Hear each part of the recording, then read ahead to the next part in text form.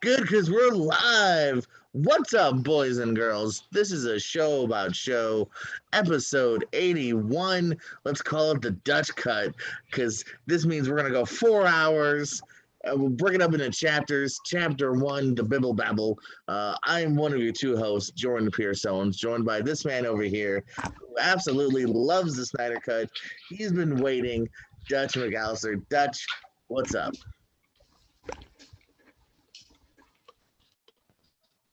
Okay, fine. Fine. I was just ranting. Um, okay, I'm tired now. Are we done with talking about the Snyder Cut? Are we done? We haven't even begun. I've been yelling for the past 30 minutes about the Snyder Cut, and here you are just starting the show? Yeah, I tried telling you we weren't on, but I just wanted you to get it out. Oh, okay, fine. I'm exhausted, like the movie exhausted me. But anyway, hi, I'm Dutch McAllister. I'm back. Bigger, better, and uncut. Maybe cut. I don't know. What is it? The bigger, better, uncut. Right? No, South Park. Is bigger, better, uncut. Uncut. There we go. I can remember the last tag. So anyway, that's what we have, man. So yes, we're gonna be talking about these we got indulgence several big reviews for you here. We talked about some Snyder Cut. I've got to revisit. He's got to revisit. Tom Holland's made a couple of okay movies. We're gonna talk about so much more. Some good TV reviews, some news and notes and notables. And let's get to it, man. It's been a couple weeks, man. How you been? I have been doing well. You've been off gallivanting the state fair areas of the world, announcing some wrestling and having 13 fun. Shows, maybe 13 shows. Yeah, so it was so hard to fit our schedules together. I left town briefly, came back, and you were still gone, and I felt very lonely. So I had 4 hours to kill. Weekend. I had the whole during the week. You were dead in the week. I had 4 hours to kill when I couldn't find you, and so this is the misery that you gave to me. So yeah. Well, speaking of your misery, who wants to read the first premise? You go for it, because I can barely get through it. No point burying the lead, people here. We're talking Justice League Snyder Cut, the Snyder Cut, 19 hours, determined to ensure Spider-Man's ultimate... Spider-Man, wrong movie. Superman's ultimate sacrifice was not in vain. Bruce Wayne, played by the best Batman ever, Ben Affleck, forces...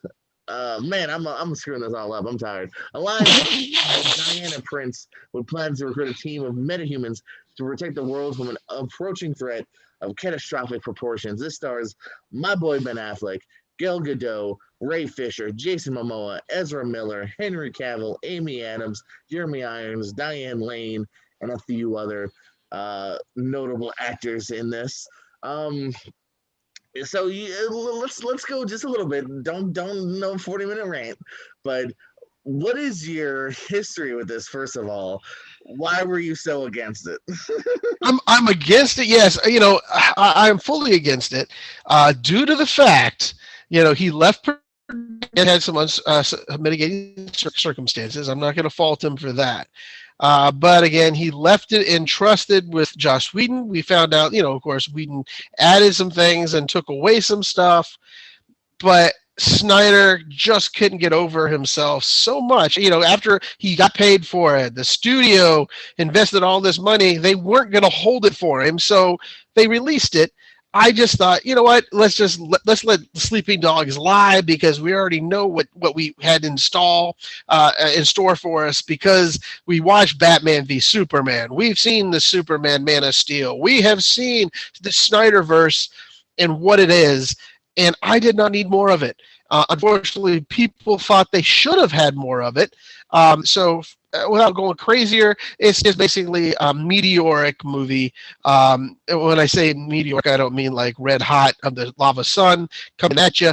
I'm saying just a mediocre kind of film in which nothing was really enriched except for Batman's fancy black suit. And I could go further, but I want to hear you speak your thoughts before I could go further into this, like really into this. But I'm trying. Yeah. We know. It just continues to be a weekly discussion on here for a little while now. I'm going to disagree with you, man. Listen, I kind of like the fact that, like, if it never happened, I would not have really balked or anything. I was kind of fine with it being what it was. But hey, man, the fandom was there. The cut was almost there. They just need a little bit more money to finish, some effects, do a couple more shots. And people wanted to see it, and Snyder wanted to see it, and it is better. I did think it's $70 million, and this is what I got. maybe not worth that. I don't know. I know. Me and you also have. I know a lot of people would be fighting both of us. Even my review, which I think is going to be better, because some people really loved this thing. I think it is better. It is cheating though. It's 4 hours. I don't think you can really compare because there's no way this could have been the cut in theaters anyway. No matter what, they were always going to trim it down to maybe 2:45 tops. There was never going to be a 4-hour cut, and it does. I'm sorry, feel the 4 hours here. I was definitely someone that I broke this up into chapters, maybe not 4, but maybe 2 or 3, and you feel it. There's a lot of excess slow mo. There's definitely a couple scenes where I'm like, yeah, that could have gone and did go for a reason. Some stuff with Aquaman, but the cyborg stuff is very good. You finally get a real caring for him. I like the little tease we have of the Flash. I thought that was a cute scene. Again, very slow mo. Also, slow mo car crashes. He does enjoy his slow mo car crashes. Okay, I'll go a little bit here and there for you, but number one, the Flash scene was kind of creepy, very creepy during the crash. Let me see. He had okay. Iris is there as she's falling through this glass, right? He looks up at her. There's a hot dog by her face as he looks at her. It was Smittenly. So there's a little entente with the little hot dog. So he brings that down. So that's out of the scene.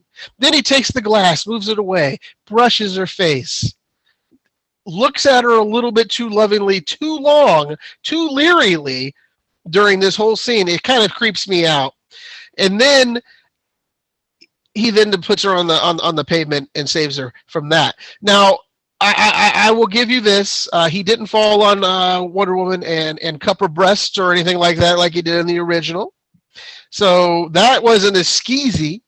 But I think you could have done with a little bit without that. And of course, he still leers at Wonder Woman. I did not pick up on creepiness. That's a good scene. I was very uncomfortable in that scene. I thought that scene ran way too long for what it was worth. It does. You do feel the length. Yes, you do feel the length of it.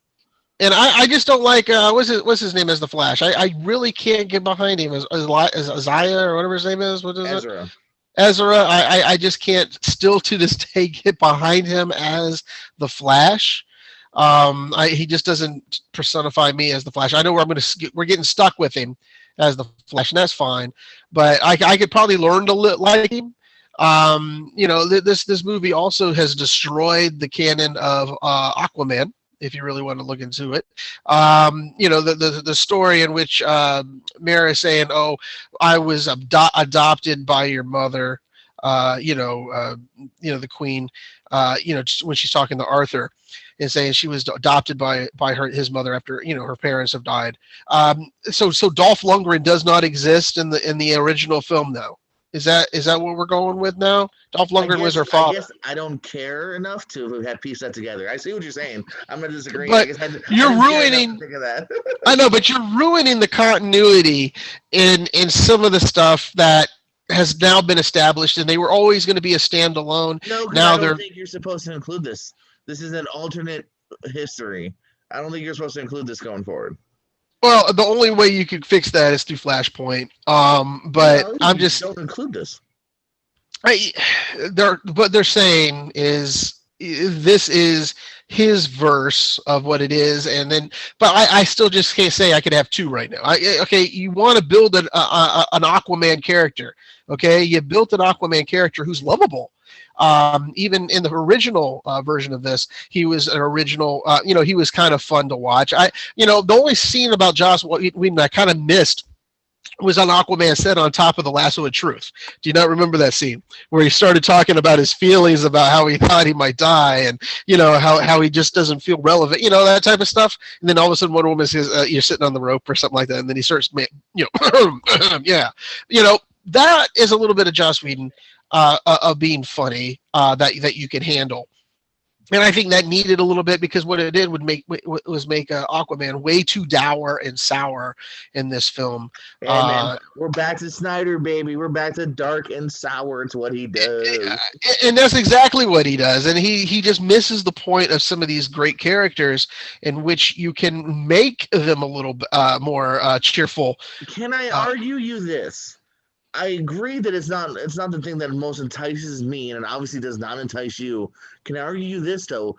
It's not trying to be your version. It's trying to be a different version.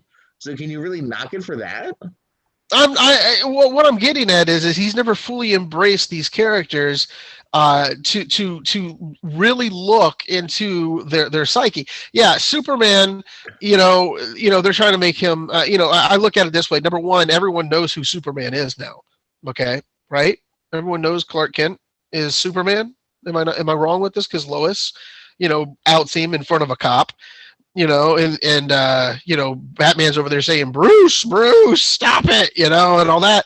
So you got a lot of these characters are just, you're taking apart these characters that I just, you love and you want to have a little bit of, aura about them still, in which you're doing this and squeezing in Martian Manhunter where you didn't need him, where you thought, it was a nice scene with Diane Lane, saying, beforehand, before they decided to. It undercuts that scene by going, oh, wait, that wasn't her. That was Martian Manhunter. It does undercut the emotion that you just came from. I agree with that. Yeah. And so to me, I think that was just a way to shoehorn him in and then and make that dream sequence. If he's there, why wasn't he part of the fight? You don't give a shit. That's the question. If he's there to save the world, why wasn't he there to help save it with them? Jesus, dude, they really could have used you. Yeah, you can go through things. You know what I'm saying? They wouldn't have probably needed anybody to break through them. You could have gone through the whole system. I do think he needed a couple million more too. He didn't look great to me. He looked okay. I thought, it was good for the practical effects that you had. Shooting your other scene.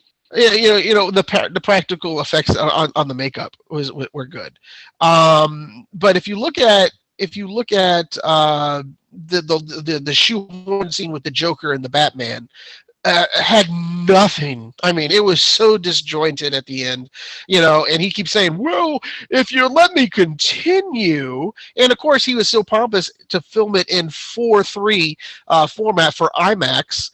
I'm like, see, this is what you get, people, and you guys are still going to serve them up with a spoon. You're still going to enjoy your Zack Snyder cut, even if it was the worst drizzling shit you've ever seen in your life. You fans would still love the shit out of this film, like it was the greatest thing that's ever come across since the Marvel verse did their conclusion. And my brother just unsubscribed. And I apologize to Don, but I just think, though, to me, when you watch these films, especially when you have an indulgent director such as Snyder, you've got to rein him in. You've got to control him, because this is what you get every time you get him to do any part of this universe. It's just going to be awful. It's going to be bleak. It's going to be saturation over saturation. It's like Watchmen. You know what? There's got to be a 12-hour cut somewhere that he couldn't fucking shoe in some other crap that we don't care about. I'm hoping, and he keeps saying, oh, let's let me have another shot at it. Now, here's the deal. Now, we're going to review King Kong versus Godzilla next week. Now, what has the Snyderverse done? They've gone out there trashing King Kong versus Godzilla because it's a Warner Brothers film. They've gone out there, given it very low ratings on Rotten Tomatoes, IDBM, I always get that one screwed up. Is it IBB? Yeah, MDB. Database. Yeah. Okay, I apologize. But anyway, they go on out there, they're making all these stuff. IMDb took off the bad ratings just recently. Rotten Tomatoes are doing the same. They're scrubbing. These are people who will want the Snyderverse to stay alive. These are people who are trying to bully a corporation into doing something. I say, Warner Brothers, screw those people, and let's get rid of this Snyderverse once and for all and move on. I have no idea what you're talking about. What about King Kong now? What? King Kong versus Godzilla is a Warner Brothers film, correct? Are you sure? Okay. Yes, it's Yeah. the legendary slash Warner Okay. Brothers film. That's why it's on HBO Max right now. Yes.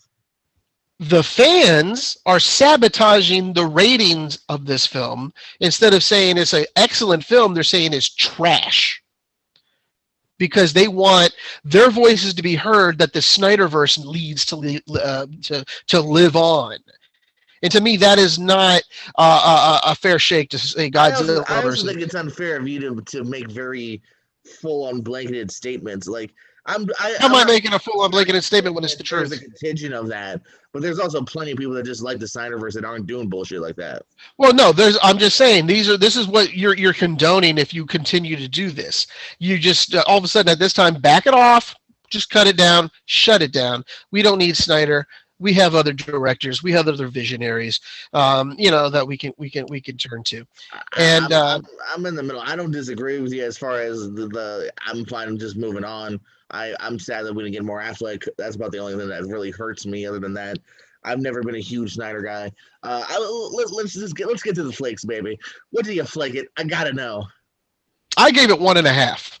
Oh, come on. I You're gave it 1.5. No, no, I'm not. Because look, I Tom and Jerry watched got this. 7 stars. Yeah, I enjoyed Tom and Jerry. Thank you. I enjoyed this way better, and I could have watched 5 hours of Tom and Jerry complete with a Snyder cut of that if we could. Maybe I don't know. Tom and Jerry eating each. Tom eating Jerry or something. That would have been as dark as Snyder can make it. But I'm just saying though. I'm just at this point. The hour and 15 minutes into this film felt like 3 hours. Okay, I remember texting. I can't remember who I was texting. I don't know if I texted you or if I texted my cousin at that point. I was like, I feel like I am being held hostage with this movie at an hour 15. So it was just a long plotting show. And yes, there's some more. I gave it a little higher. Because I liked the Superman scene where he was in the black suit. I was giddy for that. But after, What's his face? Steppenwolf is better too. Better explanation as to why he's not just evil. He's trying to. Although what's funny is why is Darkseid evil? Darkseid's just evil to be evil. But Steppenwolf has a reason now. And he yeah, yeah. Yeah, I'll give you when you have $70 million to spend, you can brush up anything and make it look well. And re-record some other scenes. Yeah. But yeah, this episode next week when we get 70 million, and this is hosted by Ben Affleck and Matt Damon. Yeah, I'll go with that if we can. We'll have a Goodwill Hunting reunion. But yeah, what are your thoughts on this? I know it's going to be way bigger than mine, way bigger. Way bigger. 5. No, I'm gonna give it 3.5. It's good. It's a weird thing to rate, in my opinion, too, because I almost feel like I'm rating a mini series because there is no 4-hour movies. Like, you know what I mean? It does feel 4 hours. It really does. He does expand upon, you know what I mean, the bigger moments with Cyborg. I enjoyed Steppenwolf more. He has a reason. I enjoyed it. You know what I mean? Like I said, I did. I think it's definitely worth checking out. Like I said, the last one was probably in the 3.5, 3.5 range. So it's not really leagues better. It's slightly different, tweaked. I think it is worth checking out if you're a fan of Snyderverse or not. If you go back, I think I gave the original one a better rating than I gave this one. So. I'm sure you did. I know for sure you did because you didn't hate the original one. No, I did not hate the original one. I thought it was going someplace decent for once. Yeah, there were some scenes I agreed that were disjointed in the very beginning, but now that that's how that works. The next film we're going to revisit, I believe, Land. This is a woman in her 60s embarks on a journey through the western United States after losing everything in the Great Recession, living as a van-dwelling modern-day nomad. This has Frances McDormand, David Stratham. I can't say his last name. Strathern. I'm not sure either. Stratham and Linda May. You finally got around watching this, I believe. What's your opinion on this film? Yeah, we're coming along. Oscar season, the nominations are out.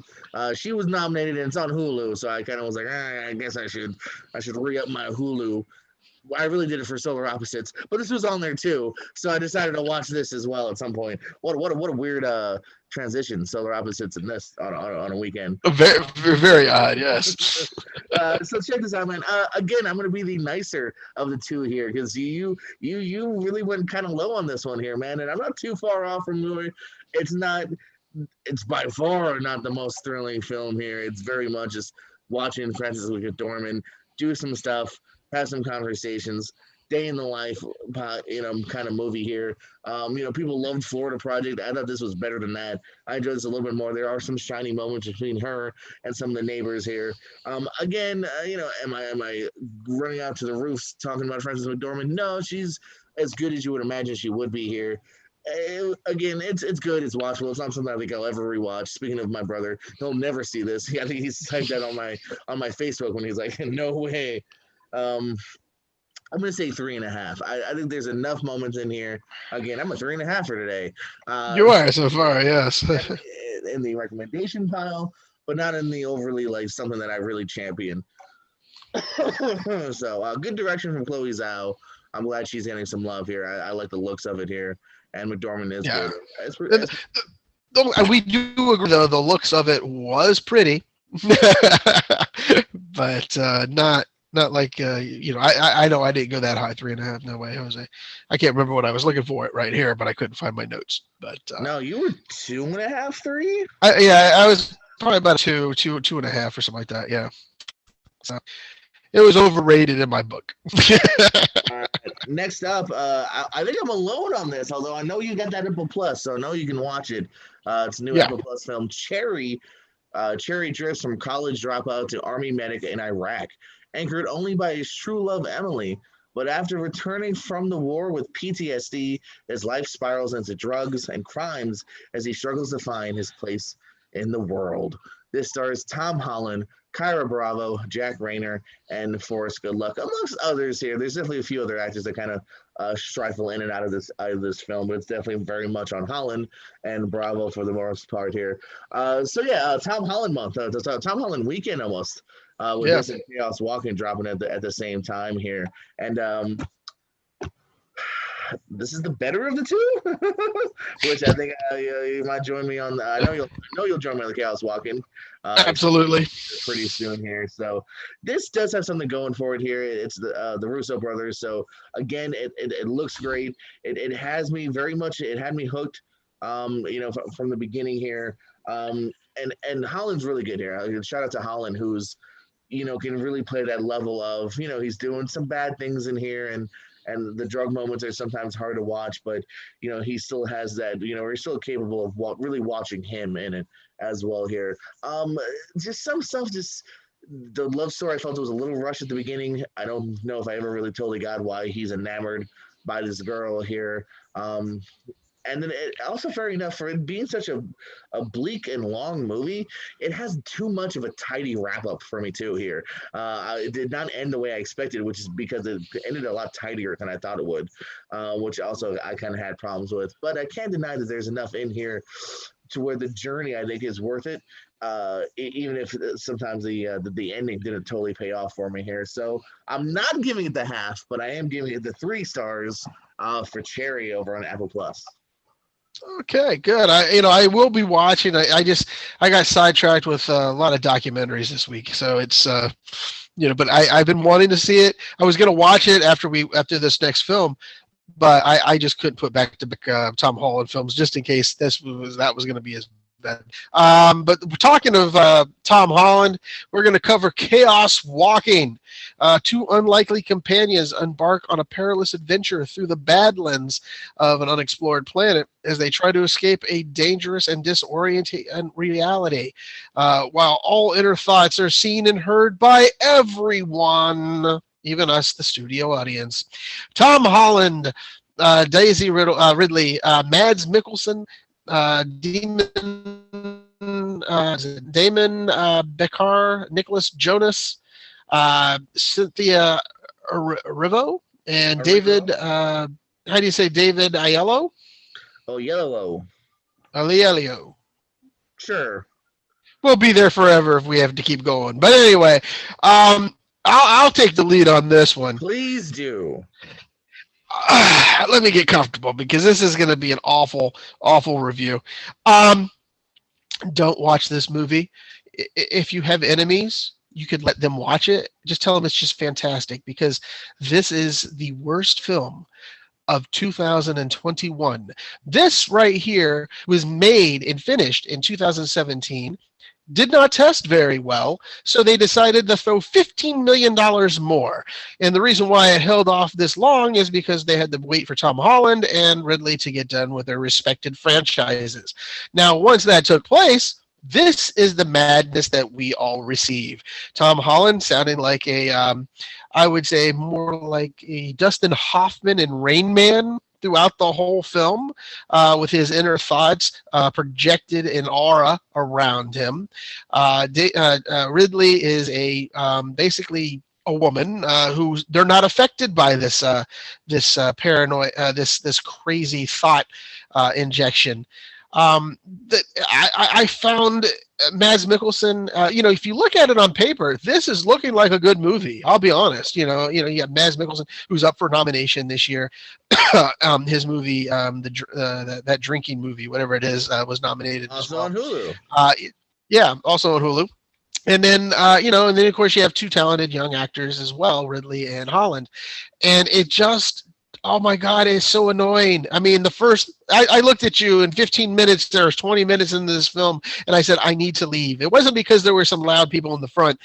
It was just an awful 15 minutes, 30 minutes, and I just suffered through it with you. I mean, it was like, you were already in for a penny, let's go for the pound, because it was I don't know how better to say it, a train wreck that it just kept burning in a tire fire. It was awful. Tell me what you thought, because I don't have anything really positive to say about this.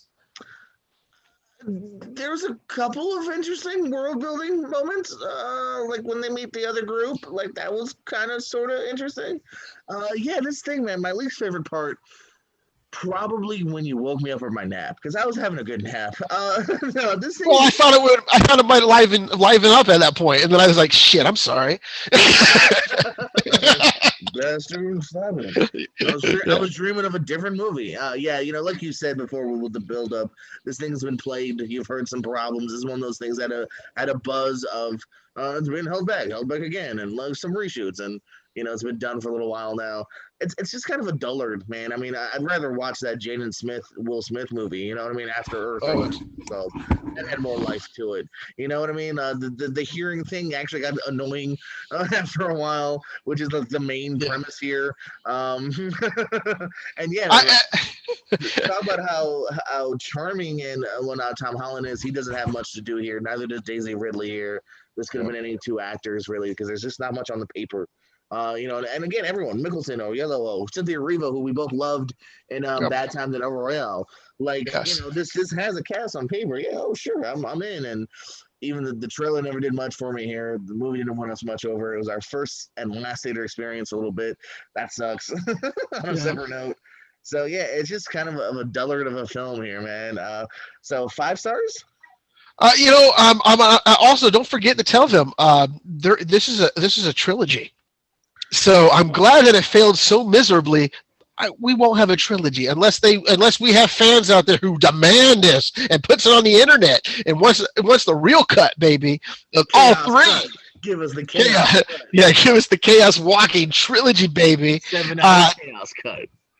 Oh my God. I hold on. Let me consult my notes here. It shouldn't be that hard. Oh, a half a star. Yes, a half. It is a half. I couldn't get any better. Okay, I tried. I said, could it get a full one? No. I think if there was only the dog in the film, I might have gone with probably a 2-star. Yeah, like a Milo and me, but it didn't work. I wonder if you're gonna hate me now because I might have Milo and Otis. I think you may have. You know what? Your nap kind of ruined it for you. I think I should have woken you up earlier. 1.5. Like I said, there's a couple shining moments where. What? I need to know the shining moments because I didn't see any. I didn't want Ridley to die. I don't know. 1.5. It was. The monster looked. What else we got to talk about? Oh man. Okay. Well, let's move on. But yeah, 1.5. You gave it. I gave it a half. Take what you will from that, but it is a train wreck we all do not want to watch again. All right. Well, speaking of something that was also kind of hard to watch at points, Bad Trip, currently on Netflix. Two pals embark on a road trip full of funny pranks that pull real people into their mayhem. This stars Eric Andre, Little Rel Howery, and Tiffany Haddish. Yeah, your favorite, Tiffany Haddish. Um, this is a tough one, man. It's obviously, as you saw from the premise, and if you've ever seen the trailer here, one, it's also a movie that's been done for like 2, 3 years. So if you just, we were just talking about that. Um, Eric Andre, I have such a love-hate relationship with this man because I think there's something in him to where he's very charming as like an actor and a side character here from Man Seeking Woman on FX, so the Don't Trust the Bee in Apartment 23. And then his TV show has always been very polarizing for me because I love the him torturing celebrities, but then the man in the street segments have actually always been my least favorite because they've always just been random and let me do nasty things to strangers. And oh look, they're mad. Who knew? Uh, and you get some of that here. So there, I didn't hate it because there's some inspired bits, and there's also weirdly enough some sneaky like awesome heart in it, and that's from the real people who actually like go along with the craziness because like you know what I mean. Like there's one good bit I do like. He sits down next to a guy and he's like, "I saw a girl today," and he gets like ran over by a car, and the guy's just there like he's in love. What can you say? And there's some inspired bits. There's a good bit of him trying to get in.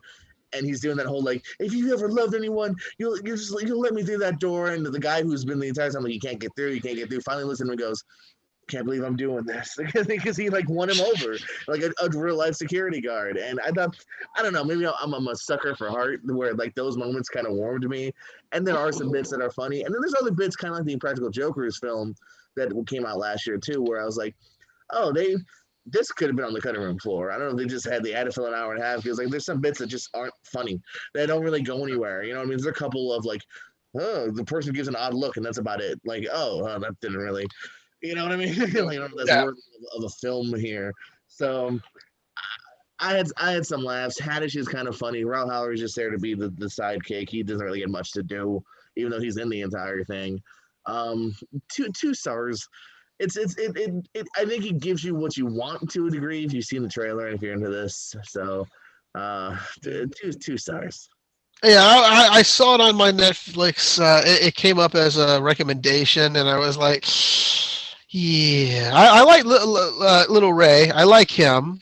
I like him because he's actually becoming one of my favorite. I think remember that one week we watched like 3 movies with him just popping in for no apparent reason. I think yeah, we're like, wait a minute, he's in this movie. It's kind of funny. We watched 3 movies one week with him in it.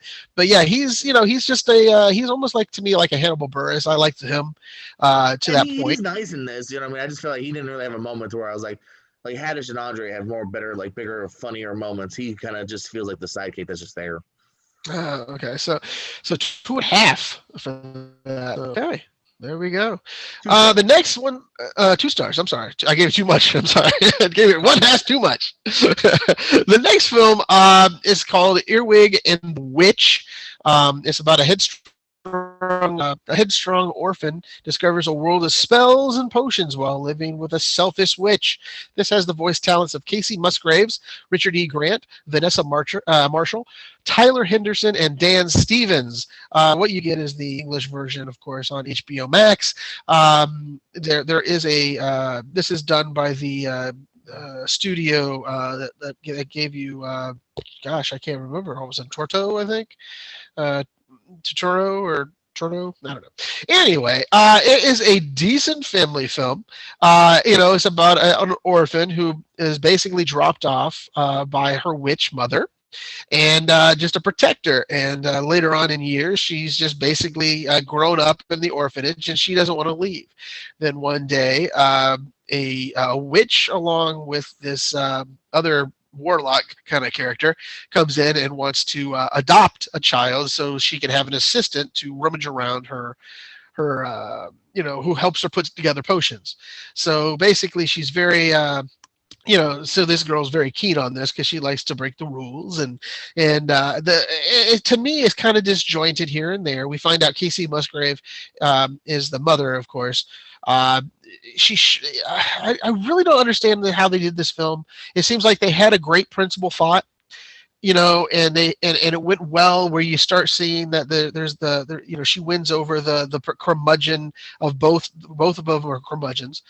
She wins them over, the orphan, and then we find out that they used to be a part of a band, and so they find their musical love again in this. It's just so disjointed. It's out of place. I was looking for more, and then I got more questions about how it ends. I'm not going to say how it ends. All I'm going to say is you'll be scratching your head saying, is there another like 30 minutes they forgot to add on to this film? Because it just completely abruptly ends without any warning. I mean, literally, it's like this happens, and you're like, okay. And then they're running the credits, and I thought, well, maybe I fast forwarded by accident. So yeah, I was hoping for more. I thought this was going to be a fun, real fun family film. I could say kids may like it, because I don't know, if you have a kid who doesn't care about how endings are, but at the end of the day, most people should. Um, I gave this a 1.5. Because it started out well and then it just completely tanked in the end. So 1.5 for the earwig and the witch. You couldn't save it to save your life. I feel like I'm a downer. I feel very down. If you had to recommend this or Snyder Cut, what do you recommend? At least we got 6 endings on the Snyder Cut, so you can pick which one you want. It's like you choose your own adventure. So I think you could probably go with the Snyder Cut and be okay. But you got to hang in there for those 7 endings or whatever it is. So just hang in there. But this one, like I said, you should watch it. Just fast forward it for me when you get a chance, and watch the last 15 minutes of this movie, and you'll be saying to yourself, "Did I miss something as well?" I mean, literally, it's like, why did I put my 1.5 hour time in it when you just cut it the way you cut it? It was just that bad. How do you really feel, though, is what I want to. It'll get better. I promise. It'll get better. All right, here's one that's near and dear to my heart. I miss you till this day. The Last Blockbuster. The manager of the Last Blockbuster's video store struggles to keep the store open. This features the likes of Doug Benson, Ron Funches, Kevin Smith, Paul Scheer, and Adam Brody. I believe it's on Netflix. Something I will like to check out at some point. You saw it, though, so do some gibble gabble. Brother, who didn't like going into a Blockbuster, looking at that big wall of new releases, and you couldn't figure out which one you wanted? You're always running over to the one that you really want, even though they had 50,000 copies. A fear no one will ever understand ever again if it was sold out. Oh, my heart. I know. You have 50 copies. Yeah, you have 50 copies of the VHS, and every single one is out, and you're like, oh man, now I gotta figure out what I want for number 2. What's my number 2 choice? And so, dude, where's my card too? Damn it. Yeah, and this is before, DVD, and then of course DVD came in, but I just remember, you'd also get a penalty if you didn't rewind it. They'd give you a $1 surcharge if you didn't rewind your gear. So you had a lot of things. I think I still have it. I don't know if I can't find it right now, but I know I have my Blockbuster video card still to this day. I still have it, somewhere. So I'm really old school. I still have that card. I don't know how I have it, but I still do.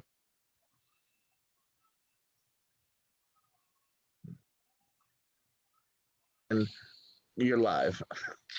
Yeah, somewhere around here I have my Blockbuster card. So in the next show, I'll probably try to find it and prove that I do still have it. But yeah, so what this show does is it goes over where the Last Blockbuster is over in Oregon. I don't know the small town. If you could find that, that'd be great. But the small town in Oregon, and it's about them. Bend, Oregon. I think Bend, so. yeah, Oregon. Yeah, and it's a very small town of like 10,000 people. And, it's just somehow movie night has never left that town. They still go to DVD rentals. And it's amazing that people still support this little offshoot that's, the last one to go. And when they started filming, they weren't the last one. They were one of three. And when they were filming the documentary, they became the last one. And you have the fights of Sheer when he used to work at a Blockbuster, and Benson, reminiscing about it. Adam Brody, as one. Even Jamie Kennedy, who I didn't put in, he talks about his time. I'm not a very big Jamie Kennedy fan, so I kind of left him out. But Kevin Smith loved it, and they all got the click the box. Remember the old click of the box? So it brought back a lot of nostalgia. It was a fun documentary just to watch them. She if she orders from their distributor, but she doesn't get some other films, she goes down to the Target and she'll buy it. So if Jordan, if you wanted to buy a real movie and you just didn't want to buy it, you say, I would love to get this movie.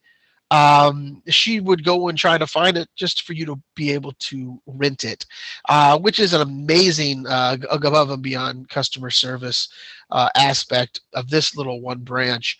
And there's a happy ending to it. They're still alive to this day. But I just love this little thing. And if you haven't get a chance, watch it on Netflix. It's so the party game. Yeah, the Blockbuster party game. Give us that little sound. Give us a sound. I can't hear it. You have your microphone off. No, it is a party game, but it looks like the old box. It is the old box. Give us that snap. Give us the snap from there. It's not. You can't really get there it is. You got a little bit, the little crunch. Yeah, I enjoyed it so much. I gave this a 4.5. Documentary style 4.5. I could give you 5, but 4.5 is just well enough. I could have probably gone with a little bit longer. That's how good I like this movie. 4.5 though is on Netflix. Get it while you can and watch it. The Last Blockbuster. Very interesting documentary and fun. Next film that we have coming up here, let me find it up here. I have it on me. Is a revisit. I'm going to go over it real quick.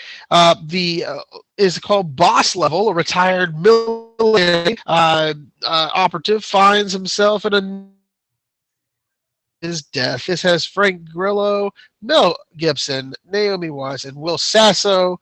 I love Will Sasso as well as you do, I believe. He doesn't get a lot of props for what he's done in his career, I think. Even he played a decent Curly as well in the past.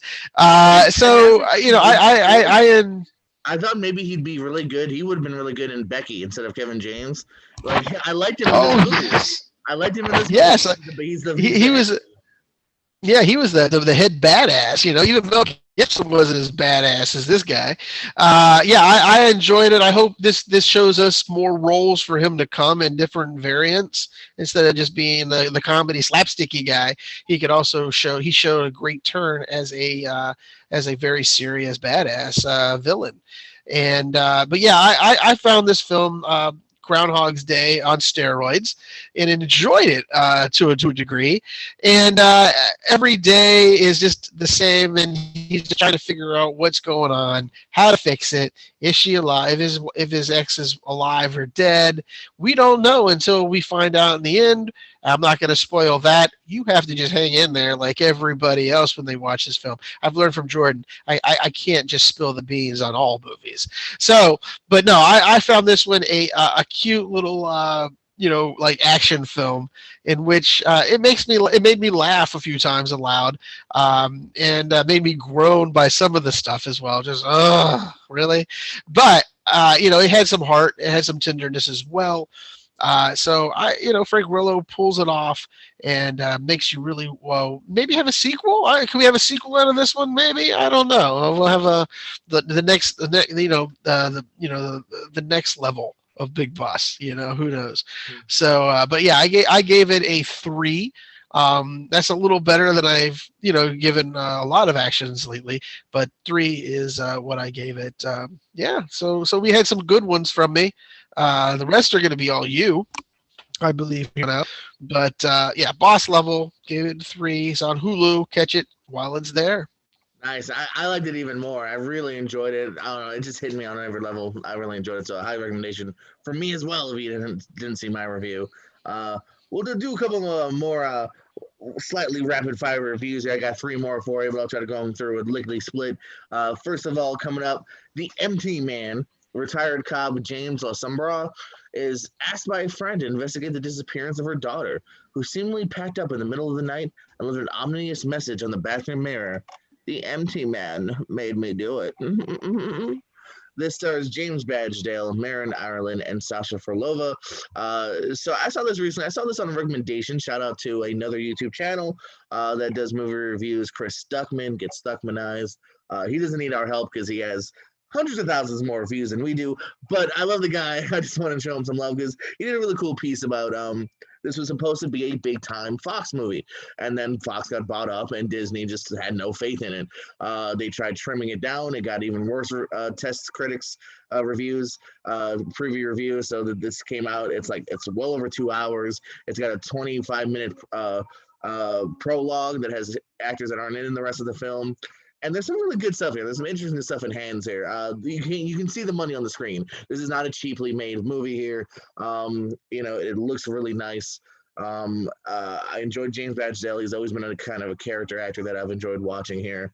And there's some really great scenes. And it's another movie that the ending left me more questions than answers. And although the last shot's kind of cool too, but there's some great little setup scenes in between. Not setup, but some great moments, some really nice tension building here.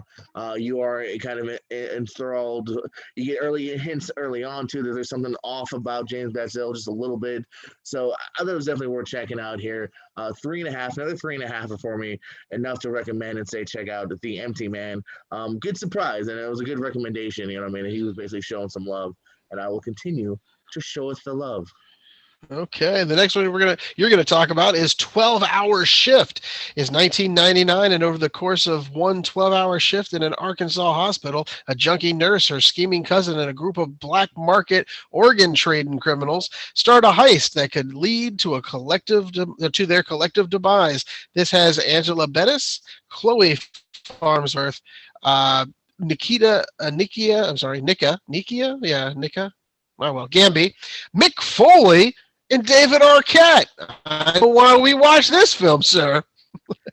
You just said it. 2 former world champions of wrestling. That's true. Arquette's one of them. Is in this, so I had to check it out here. I heard Foley talk about this on a podcast. Of a man who will do an hour and a half of stand-up and only curse once, curses about 12 times in his 5-minute scene here. He just want to say the F word a lot, I think. And he's good in it too. He's kind of the crime boss that's go get this done or else. So he's fun in it too. Arquette's barely in it. I think he's a co-producer is maybe why he's even in it, because I guess one of those roles where I'm like, I don't know why he would sign up other than he maybe just had a hand in the movie as well here. But it's definitely Bettis and Farnsworth here that are the fun of this movie here. It's wacky. It's unbelievable in the fact of, so many decisions you're like, it's over the top. But it's fun to watch here too, and like I said, those two the leads, the screw up cousin, and then this other person who, again, is not a very good person or likable person, but she makes it fun to watch. And I also do like the ending as well too. At least get on a fun little note here. So 3 stars. It's not great. It felt like it does dragging out every humor piece. Matched for me and whatnot, but enough of a crazy ride where I can't by any means say I hated it. Okay, that's good to hear. So 3, right? You said 3 stars for this film? Yes, sir. Let's get to the last movie review of the night here, and let's save ourselves by watching Save Yourselves. A young Brooklyn couple head upstate to disconnect from their phones and reconnect with themselves. Cut off from their devices, they miss the news that the planet is under attack. This stars Sedina Manny, John Reynolds, and Gary Richardson, but it pretty much just stars the first two. There's a couple people at the beginning, some phone calls, but it's pretty much these two. And you're probably about 45 minutes, in before you even find out there's anything, crazy going on here. Basically, it looks like the what's the Star Trek Trebles? Yeah, it basically seems like the Trebles are taking over. Trouble is.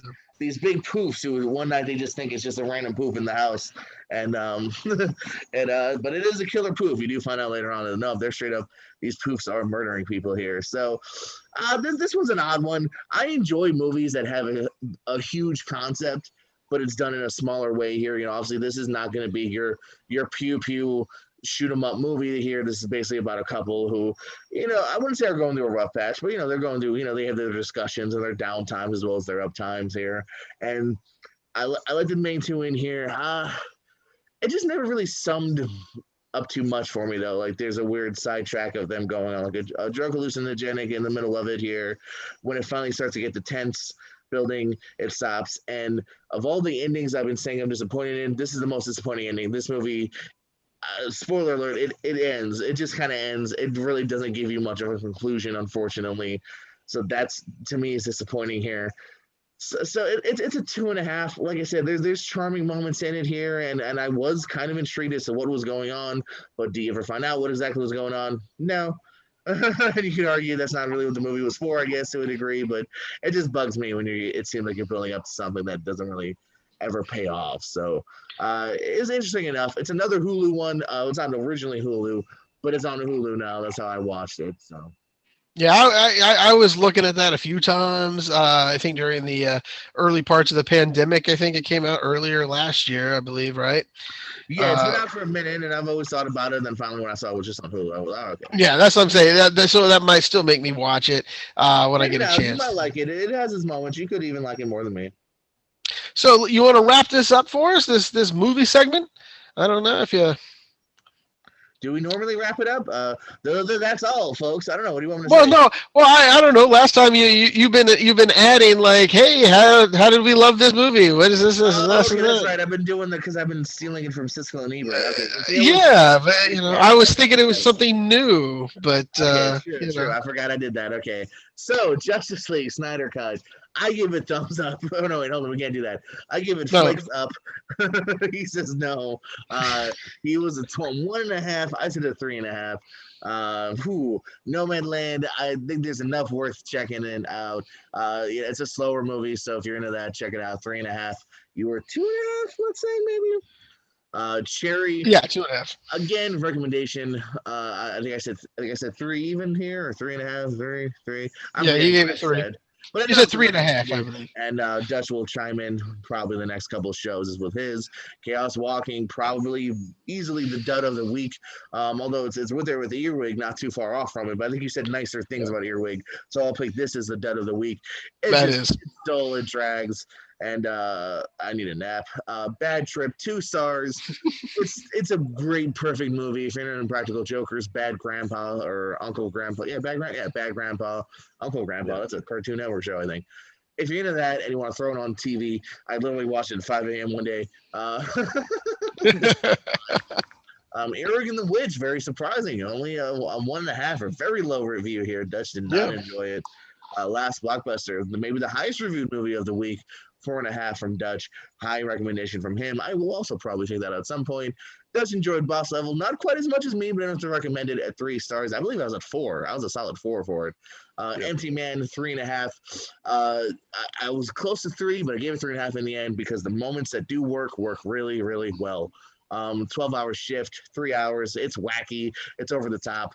But that's fun to watch sometimes. It's just movies that don't take yourself too seriously. And Save Yourselves, I gave 2.5. Has its moments, likable characters here, but it just never summed up to any kind of means. And it's one of those just kind of like movies. Yeah, absolutely. So what we have next, we're going into our TV talk. As always, we have our TV shows we like to just talk about, see what we got going on.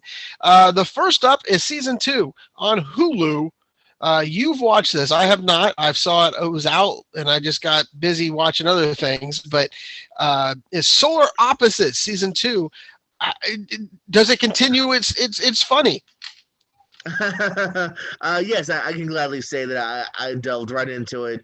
One of those shows that there's a lot going on right now. Like I said, there's several things on Hulu I still need to see. That Mads Mikkelsen movie, and there's a couple things on Netflix. But this is one of those films I was like, oh, let me see the first couple. I'm 6 in because I've just enjoyed watching it. You know what I mean? It's one of those things where it's like, I'll get to the serious Oscar stuff later.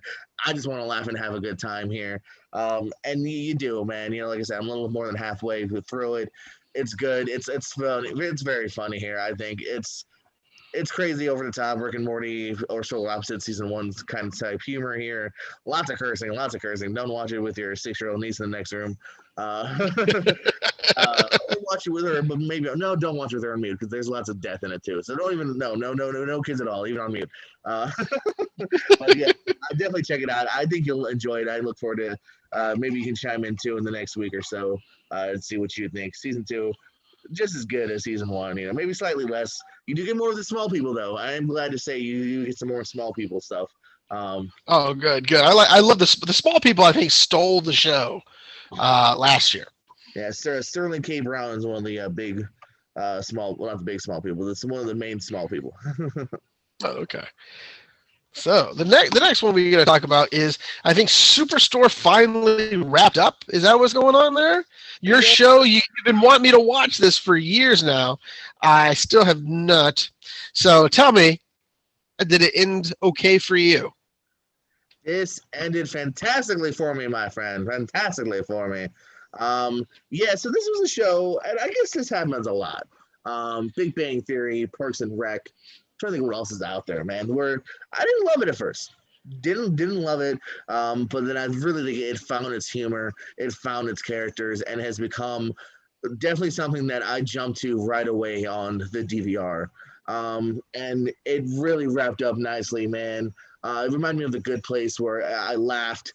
I might have almost shed a tear because there are some really nice moments here. The way Colton Dunn's character ends, the wheelchair character. You get your wrap up of Ben Feldman and America Ferrera's characters who, yeah, you've been watching the Will They, Won't They? Well, will they or won't they? You'll be happy to find out maybe they will, maybe they won't, but you'll be happy nonetheless in the end.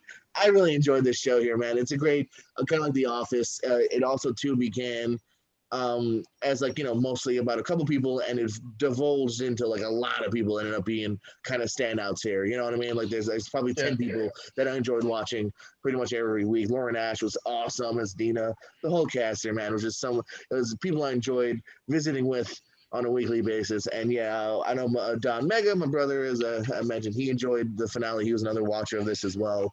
And I'll miss it. It was good, man. It could have gone longer. But, and while you're hot, so you can't argue that either.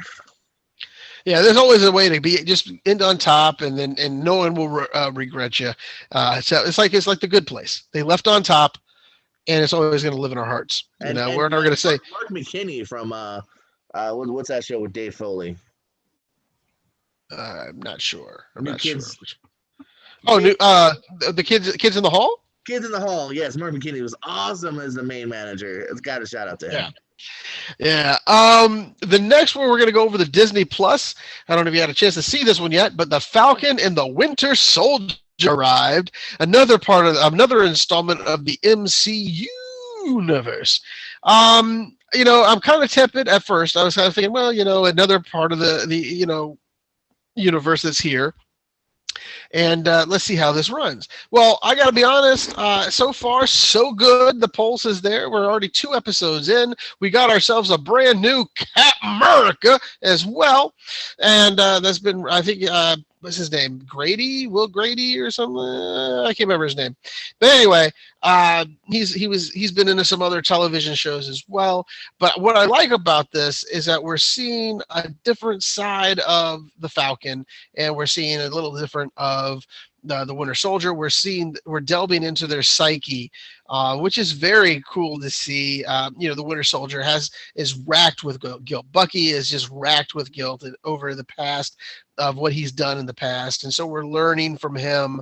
Then we're seeing that and then they open up some solid truths about being, a superhero. You don't get paid, you know, and and so yeah, you got the big names like Stark and Captain America guys, but you just don't get paid, unfortunately, and so they're on hard times, some of them, and and I think it's a good little thing to see, and we're building more toward a nice villain, that's out there as well.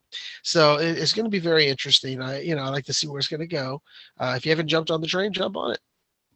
I um I have not, by the way. I do obviously plan on it. I haven't never missed anything Marvel yet, so I have missed Marvel TV though. All those other shows besides WandaVision, I've never gotten into, but I will try for this one. So I'll get to it. I'll get to it. I well, promise. well, you've been busy, It this has been a busy past week. couple I'm weeks. just glad I fit in 4 hours of that damn Justice League because I wasn't Yeah, even sure I was that's gonna get to that. you have to shoe in an hour a day just to get that going. The next one we're going to jump over to Netflix, the sequel that we've always wanted that's actually good, Pacific Rim: The Black. It is, to me, a great follow-up to the film. I can forget the second film that ever showed up. This is the sequel that we've always been wanting. It has a lot of heart, a lot of tenderness, and also a great storyline. Brother and sister are separated from their fathers, who are also who run mechs. So they, and then of course the Gichu take over, and we found that Sydney has fallen. Australia is no longer viable, but people are still there, and the sister stumbles upon the mech that she takes over, and and it's just the follies that take place of two children trying to be heroes in a day in which they're not really, they're ill prepared to do. They stumble across some people, and then of course we have the baddies. There's always a bad guy, but even he is super evil, and you don't know if he has a conscience, or if he has a some type of, there's very little that you hope, even when they bring him, they bring more light to that bad guy. But yeah, I watched the whole season. I can't wait for the second one. I know it's early. This is anime at its best over there on Netflix. They've dumped like $4.6 billion in anime. We're going to be seeing pretty soon. But this is a great little franchise, and I can't wait to see what happens next on the next Pacific Rim Black. It's a short 6 episodes or so, or so. Watch it, enjoy it, because it's just well worth watching. Question for you. Yeah, Can you hear me? yeah, I can hear you. All right. Can you hear me? Just checking. Yeah. Okay, okay. But no, have you had a chance to see that yet, or no? I have not, because I hate anime and I hate how it looks. Ah, come on! It's very well done. It has a great story and heart. Speaking of story and heart, we're going over to Prime with Invincible. Yes, it's a comic. Rob Kirkland, you know him, I believe, from that is not the Invincible we're You talking said about. Invincible. It's the other Invincible over there on Amazon Prime. It's the animated series by Robert Kirkland, who has also helped to bring it in, of Walking Dead fame as well. The cast is unbelievable. You got John Hamm showing up for a few episodes. J.K. Simmons is a voice in this, along with who played Glenn. He's in Steven this Yeun. off of. Stephen Yoon is also in this, along with a few other characters like Sandra Oh, Zazie Beetz, and Kevin Michael Richardson. His work. Yeah, he's in everything. Yeah, he's in every animated show that you can find. But I love his voice. He's a great Joker as well in the I was in the going to say Batman. he's been a Joker. Yes. In the Batman, I believe, Yeah. that the Batman series. So yeah, and it's about a kid who his father is a superhero, and he has late blooming powers. It is not your typical MCU DCU universe. There's a lot of bloodshed, a lot of language, just a lot of violence. And when I say violence, you've just seen some of the clips, but there's points where he's drenched in just blood. Um, I love the comic. I've read the comic for years, and I'm just very happy that this has just been brought out. It's 3 episodes right now. Every Friday they're going to drop another one. So it's a weekly show, and it's just well worth the watch if you want to watch just the different style of comic fun. And they're making a live action of this as well. So later on, going to be a live action show of the Invincibles, the Invincible as well. So so you'll be able to choose your pick your poison later. But right now, that's what we get right now on Amazon. Have you even looked into this? I've heard about it, and like you said, I mean, if you watch the trailer just now, this cast goes by so quick because there's so many people. Jason Mantzoukas, everyone's in this thing at some point. Yeah. No, I will check it out, man. I mean, I'm a big Kirkman fan from Walking Dead and the cast, and I've heard decent things. So yeah, I'll get to it at some point. Yeah, it's very well worth the watch. The next one we're going to see so much TV, so much TV. Bringing up my childhood with this one. Disney Plus has resuscitated the Mighty Ducks Game Changers. That's the name of it. I kept looking. I was like, is that the right title for this show? Because it just doesn't make sense. But I understand where it's going now. If that is the hard title, it is the Game Changers. What it is we find out the beloved Mighty Ducks are no longer beloved. Well, they're beloved by everyone except for that parent right there. But what happens is they've no longer encompass everybody. They're now just for the elite athlete. No, and so basically any kid who's ever dreamt of playing hockey and wanted to play for the Ducks no longer can because they are not good enough. And so they've gotten that now reputation of the elite club that Bombay left.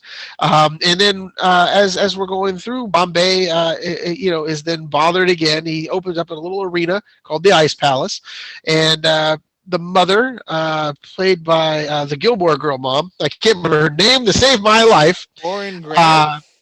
Yeah, Lauren Graham, thank you, who plays the mother. So wants to start a new hockey team, and so I've seen every episode of Gilmore Girls. I've never seen one, and I've seen every. I'm bad with names, you know that. Sometimes I remember it without even thinking, but since I was trying to think about it, that works. But yeah, so far it's only one episode, and you can see it building slowly. And I am on with Bombay, and he's no longer in love with the game. So I want to find out why he's not in love with the game, and how this ragamuffin bunch of kids are gonna become the new Mighty Ducks. Even though they're called they're the worst name ever. No Doubt or something like that. I have no clue. It was just an awful name, but hopefully they'll change that as it goes along. So, but yeah, I watch it. It's good. It's a good family fun show. Is Joshua Jackson in it?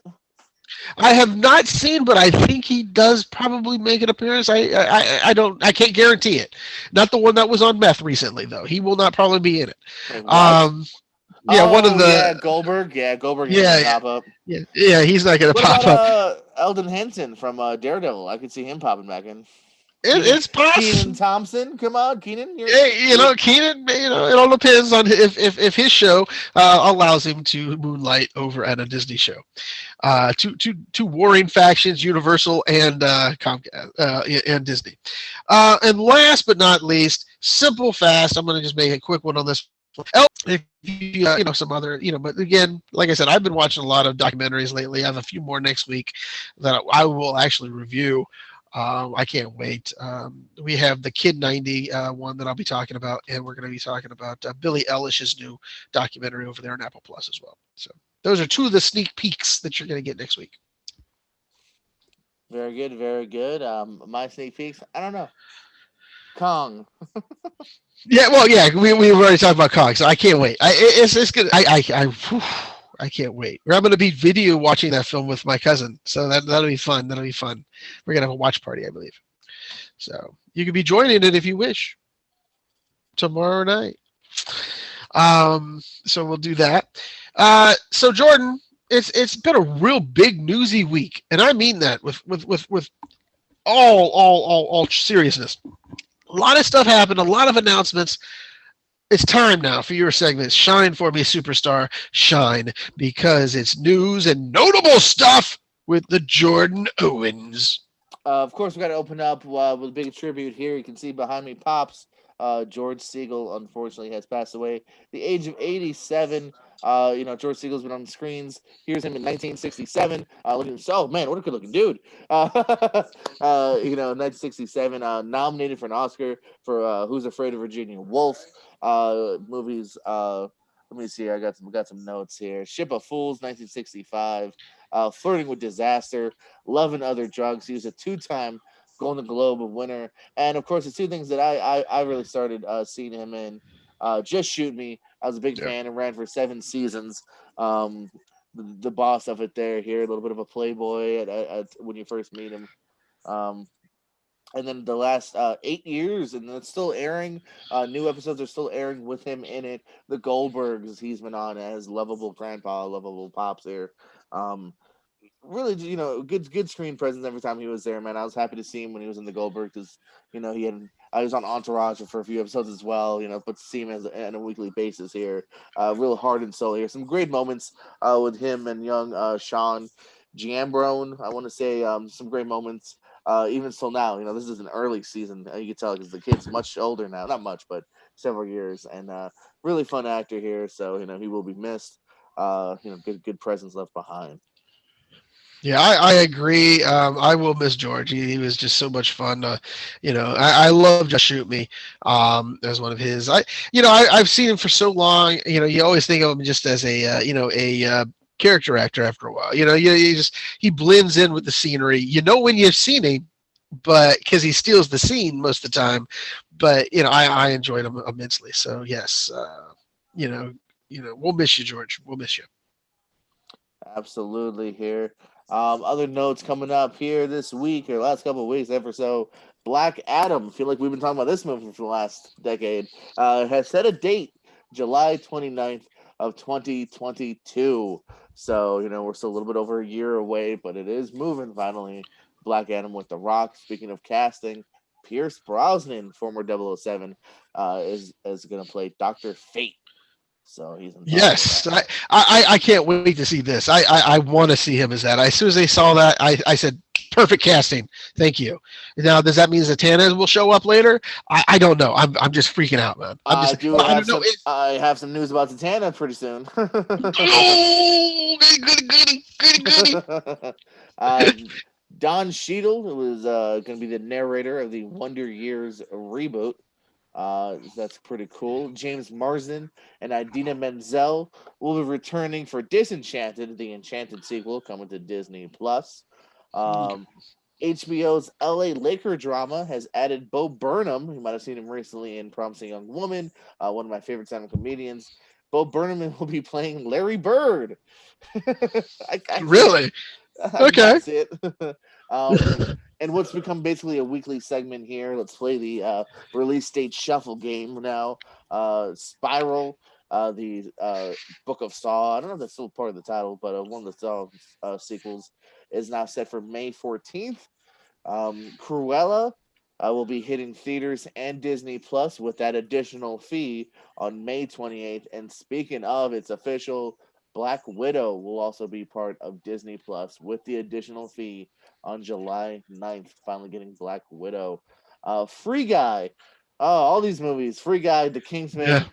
Both movies we've been talking about for a while. Free Guy is currently set for August 13th. The Kingsman prequel, December 22nd. And now Death on the Nile, which features the let's not talk about him, Army Hammer, amongst others, is now set for February 11th, 2022. There is rumors and scuttlebutt of whether or not, they're going to just release it kind of quietly. He had another movie recently released kind of quietly on DVD.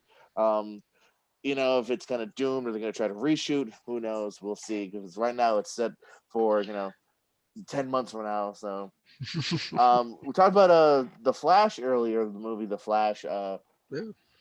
Billy Crudup has been replaced by Ron Livingston, who played the Yeah. father of Ezra Miller. Billy Crudup does appear in both versions of Justice Leagues that have been out, but I guess scheduling conflicts, it will now be Ron Livingston has been recasted as him. FX has renewed Snowfall for a fifth season.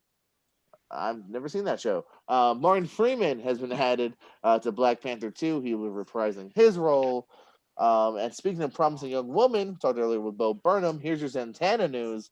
The writer of Promising Young Woman, Emerald Fennell, is set to write Zatanna for DC Films. So that is in the works. They've been talking about doing that movie. That'd be great. And don't forget, though, I don't know, did you hear about Venom 2 release date has been delayed a week? Ooh, oh. That's being pushed September 24th now if you're keeping score at home. And Mortal Kombat also been pushed back one more week. It'll be coming out April 16th. Of course, you can get that and on HBO Max when that comes out. HBO. Yeah, I'm excited though for Zatanna though. I really am. So it's been 5 years. You know what that means. Resident Evil is being rebooted.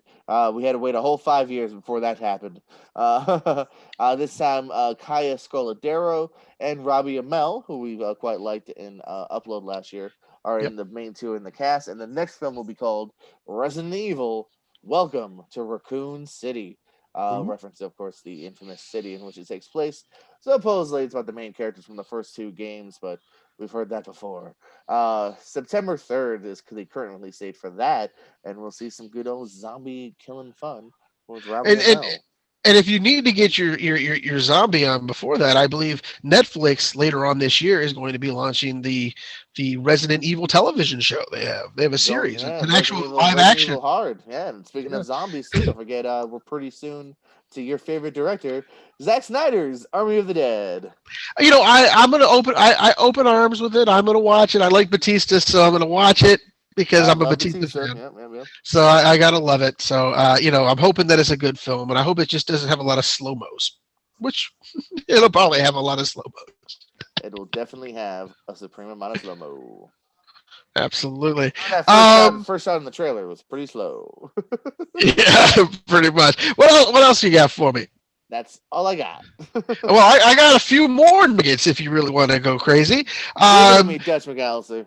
Netflix has just bought out the Knives Out series. Yes, for $400, we have sequel number 2 and sequel number 3 coming from Rian Johnson, and bringing him and Daniel Craig back together again, so they can continue this lovely series that they both created. I can't wait. If they just let Lakeith, I would love to see him back as I well. was about to say, because obviously you'd probably go with a different cast, but Lakeith would be nice. No, you got to keep him. I know he's the state police guy. Remember, he was the state policeman, and I think that they need to bring him back. He was a spinoff. The third guy was pretty funny too. The third cop or whatever, he was pretty funny too. Yeah. I liked him too. I just don't remember who it was. It wasn't a known dude. It wasn't a known dude. Yeah. So I just thought it was fantastic. Even bring Chris Evans back if you wish, just to make it spicy. I like Chris Evans. He's in jail. You can make him. I know he could bust out. Also, for spin-off news, I know those who follow me know that we love our to all the boys. Well, the younger sister, Anna Cathcart, who played by Anna Cathcart, is in early development to have her own series based on that character. So, good job.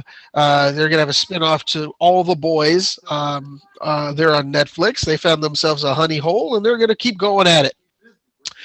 Let me see. I had a couple other things. Oh, yes. If you're, we all know Kim's Convenience is coming to an end. It breaks my heart. It really is a well-written television show. But, hey, we can't just rest on this, because guess what's coming out? 2 spin-offs. Yes, 2. Yes. If you love Kim Chi, he's going to have his own spin-off. The character will have it, along with also, God, what is her name? I'm going to look it up really quick. Give me just a second. The other spin-off of Kim's Convenience will be Nicole, so Andrew Fung, who plays Kimchi, he's going to have his. Nicole Powers, who also is in there. She plays the boss right now at the car lot as Shannon. She is also going to have her own spinoff. So you're going to have two shows spinoff from this one. This is kind of like the Happy Days stuff. If you don't remember Happy Days, if you Johnny ever Loves watch Chachi. the Joni Loves Chachi was a spinoff. Organdy spinoff. Vernon Shirley spinoff. So you had so many other shows built off of one show. This could be that type of epic type of show in which you may have more spinoffs in the future. So I'm excited. I love the characters. I just, I'm very, very happy that the CBC has decided to continue with that. I may need to actually join you now because my brother has been singing the praises of this recently.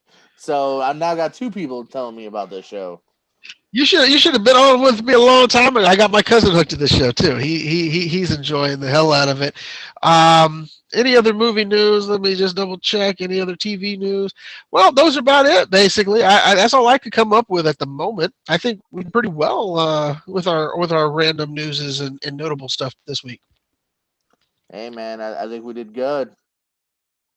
Because I'm looking, but there's a lot of stuff that took place this week, and I am just so happy that we can bring it all to these people who don't have the time like we do to scour some decent nuggets of news.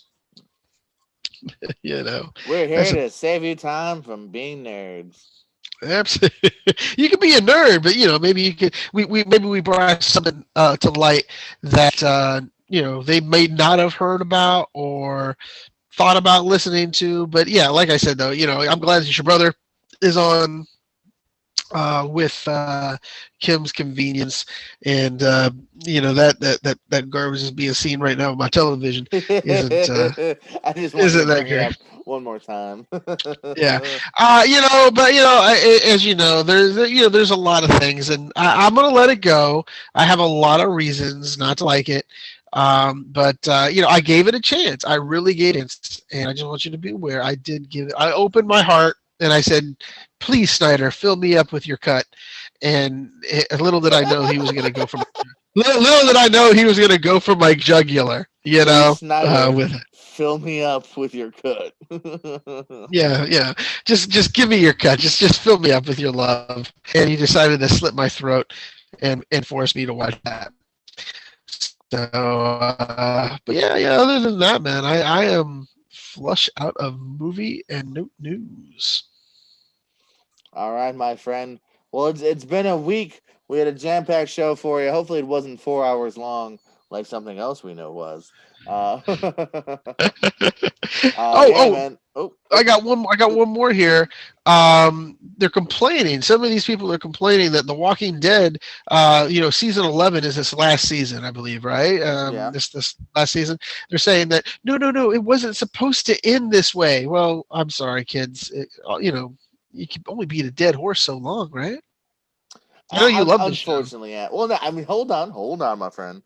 I loved and I battled with it. It's time to say goodbye. What I mean?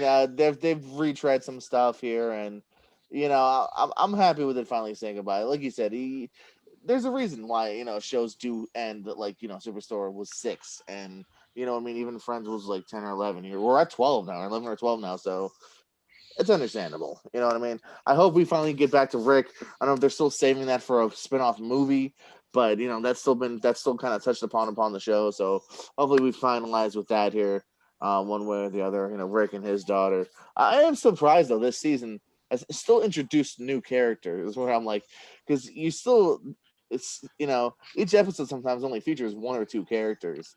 They're all so split off right now. Like we haven't seen Michonne in weeks. We haven't seen, even Maggie's back, but Maggie's now been gone for 2 episodes. You know what I mean? Dan Fogler joined the cast, and I haven't seen Dan Fogler in like 12 episodes. He's on the farm or somewhere. He's doing some farming or something. Yeah, somewhere. He's just somewhere not available for streaming. Yeah. Oh, hey! By the way, one more notable note because I love the show Scrubs. And talking about one of our favorite, Donald Faison. We know we love Donald Faison. He is now going to be the professor in the new live-action Powerpuff Girls show on CW. So, congratulations to him. And I'm that much more intrigued. Yeah, so it's now called Powerpuff, not Powerpuff Girls. I told you. I told you, if it ain't girls, why call it Powerpuff Girls? I was on. That's how I look at it. I think they needed to keep the girls on it, but they decided to cut it. I guess just to make more diverse. I think, hey, you know what? It was a very big hit whenever it was Powerpuff Girls. Let's keep it the same. But CW sees it differently. And if you're not a Donald Faison fan, wait 10 more seconds, watch this clip, and you will be. Oh yes, the air guitar stuff going on, and no, it's dancing, baby. Look at him. That girl is poison. Yeah, hopefully we won't get taken down now because we sang it. Come on, it's different. Yeah, we're singing. This is a clip. We're fine. But yeah, it's this most best. It's not even a great rendition. So we're just taking very liberal rights with that. So there you go. But yeah, I just think he's a great actor, great underused. I'm surprised he hasn't been in more things lately. He's been in your movie that you just reviewed, I think, a couple weeks ago. Oh yeah, he wasn't that The Wave? With Justin Long, I believe. So, see, why can't I remember stupid stuff like that? And I can't remember, when I'm not thinking. I can remember names and movies and stuff, but I just don't. I guess whenever I'm under pressure to remember things, I don't do as well. So there you go. That's why I'm not in your trivia league, sir. That's why I'm not in your trivia league. You do well. It's just your fault you're not in the league. You could be in the league. I don't think so, my friend. Oh, anywho, but yeah, off of our show, and you're not. Well, I guess it makes sense. You can't be in every show, so if we are, it'd be kind of weird, wouldn't it? It'd be like Win Ben Stein's money. I could be like Win Ben Stein's money, right? Oh God, what's that? A spinoff of the Guy Show? What's that? Yeah. Well, I don't know. I think it was just Ben Stein money. I guess that that's where the Guy Show came from, and the Man Show, with Jimmy Kimmel. So there you go. But I'm not looking at that. But anyway, man, I again had an enjoyable night with you. I'm glad we had a show. Hope everyone else enjoyed it. If you need more Snyder thoughts, leave them down below. Like, and hate me if you need to. But I have my opinions. They're not going to be reflecting Don Mega's opinions, probably, or Owens's. Any Owens, I talked to Papa Owens, and he told me I was wrong. So I'm just. he can't do that 4-hour movie. I'd say if you put all 3 of our reviews together, you've reached every kind of level, from hating to being okay to loving it. Yeah, so that's important. There's something for everyone. Those were the best Siskel and Ebert moments, was when they fought and argued about a movie. Yeah, and I think that's important for us to do on occasion. So, but yeah. Oh, by the way, I forgot to tell you. I'm gonna drop it now. This is my last episode with the show. I have moved on from it. I didn't know you're very shocked because it's April Fools, and I would not leave you high and dry. Oh, you son of a bee! Son of a bee! I don't like April Fool's jokes. I don't like April Fool's jokes that much, but I thought I could. Talked off air, Dodge. What are you doing? Yeah, no. I always told you my 100th episode will be my last, so we have to find the fill-in before then. When have you told me that? I told you that about 75 episodes ago. Oh, okay. I'm supposed to remember. Okay, so 20 weeks. We'll probably. Yeah, I got about 20. I got about 20. 19, 20 weeks. We can make it, and I'll fill in as guest host until you find a substitute. Oh no, I gotta do it with somebody else every week. Oh no. Yeah, why not? I'll come in on occasion, and I'll tell you what I feel. I'll come in on special occasions with Zack Snyder, that's a man I want to interview. So Zach, if you're listening, I do want to interview you. And it's not. I won't be hostile. I swear. I just want to get to know you and wonder why people like you. So yeah, He's totally gonna come now. But you know what? That's how you do it. You throw it out in the universe. Maybe he'll do it. I don't know. 1.5. I don't know why anyone likes you. Come on the show. Come on the show, my show that I'll be launching later on this year. So but yeah, mine's no going to be a free little. Plugs. No free plugs. But the Jim Dandy Hour is going to be so much fun. But anyway, boss man, I thank you again. Thank you, everybody. Have a good night. Zing zang zadan.